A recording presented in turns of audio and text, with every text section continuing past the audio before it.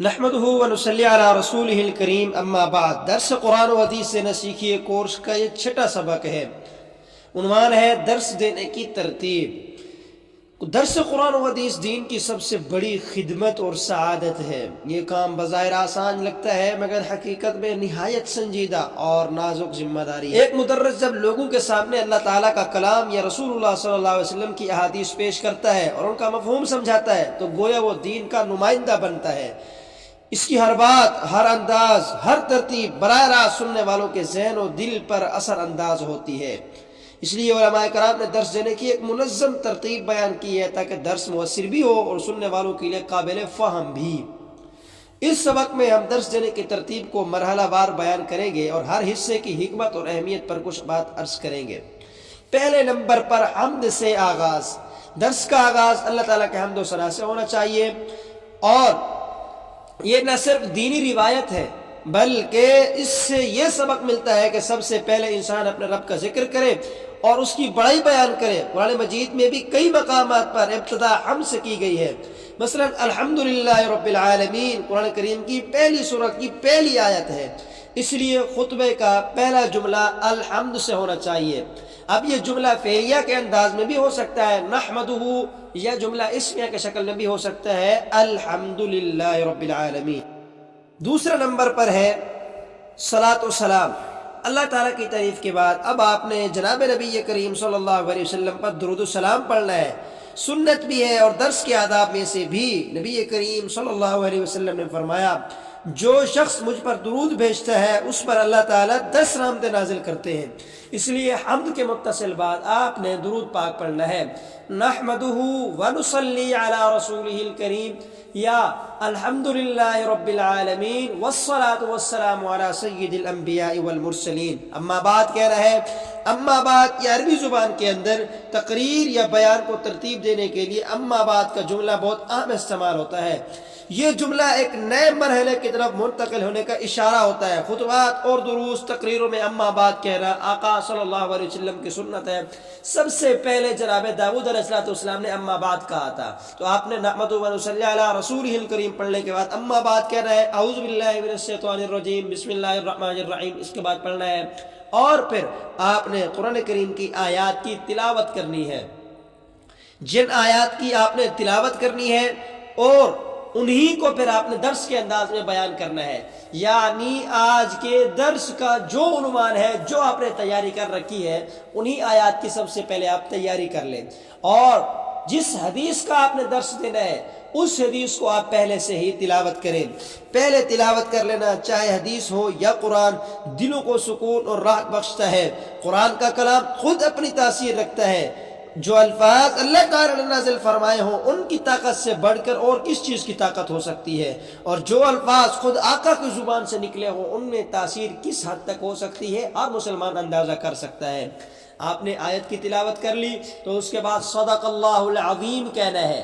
اگر آپ نے اس کے ساتھ حدیث بھی پڑھی ہے تو صدق رسولہ النبی الکریم کہنا ہے، اور اگر صرف آپ نے حدیث پاک پڑھی ہے تو آپ نے صدق رسول النبی الکریم پڑھنا ہے، اور پھر آپ نے آیات کا ترجمہ کرنا ہے۔ آیت پڑھنے کے بعد اس کا بامحاورہ ترجمہ پیش کرنا ہے تاکہ سامعین قرآن کا پیغام سمجھ سکے۔ تلاوت کافی نہیں ہے کیونکہ ہر شخص عربی زبان نہیں جانتا، تو اس لیے آپ قرآن کا ترجمہ ایسا کریں کہ جو عام فہم ہو، سننے والا کے ہو، فوراً مفہوم آپ اس کے ذہن میں بٹھا سکیں۔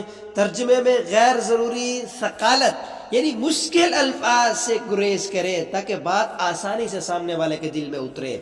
جب ترجمہ کر لیا آپ نے، اب آپ ان آیات کا مفہوم بیان کریں۔ مدرس کو چاہیے کہ آیت یا حدیث کا خلاصہ بیان کریں۔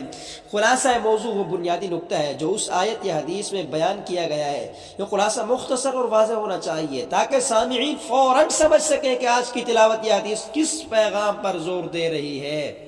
اس کے بعد قرآن کریم کی جو مختلف آیات کا شان نزول ہے، پس منظر ہے، اس آیت کا ایک خاص تناظر ہے، جس تناظر میں وہ آیت اتری ہے، تو آپ اس پس منظر کو بیان کریں۔ اگر وہ کوئی واقعہ ہے یا کوئی خاص قسم کا شان نزول ہے تو آپ اسے بیان کریں۔ بعض موقع پر صحابہ کرام نے سوال کیا، وہ آیت اس سوال کا جواب بن کر اتری۔ شان نزول سامعین کو یہ سکھاتا ہے کہ قرآن محض ایک نظریاتی کتاب نہیں بلکہ عملی حالات کے مطابق نازل ہوا ہے۔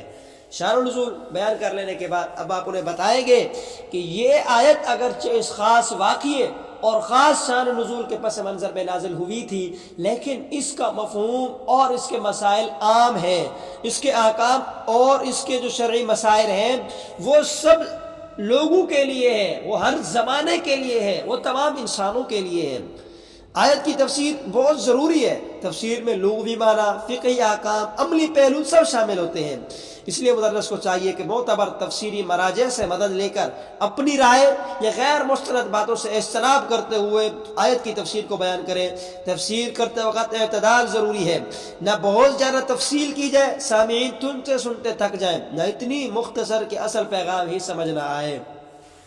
جب آپ نے آیات کی تفسیر، فقہی احکام اور تمام عملی پہلو کو ذکر کر دیا، اب آخر کے اندر آپ نے دو چیزوں کو بیان کرنا ہے۔ نمبر ایک، قرآن کا تقاضا ان آیات سے کیا ہے۔ آیت یا حدیث کی وضاحت کے بعد یہ بتانا ضروری ہے کہ قرآن یا حدیث ہم سے کیا چاہتی ہے۔ یہ صرف علم نہیں بلکہ ایک تقاضا ہے۔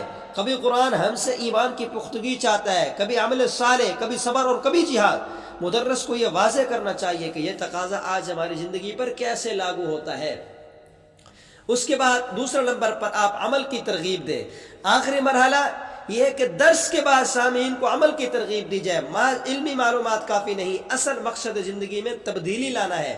مدرس کو چاہیے کہ نصیحت نرم انداز میں کرے، لوگوں کے دلوں میں شوق پیدا کرے، یہ احساس جگائے کہ قرآن ان کی یہ ہدایت ہے، صرف قصہ کہانی نہیں۔ اس لیے ہمیں عملی زندگی میں بھی قرآن کو لانا چاہیے۔ جب آپ نے یہ دو چیزیں، قرآن کا تقاضا اور عمل کی ترغیب آپ نے بیان کر دی، اب آخر کے اندر آپ انہیں سامعین کو، شرکائے درس کو، طلباء کرام کو آپ یہ موقع دیں کہ وہ سوال و جواب کر سکیں۔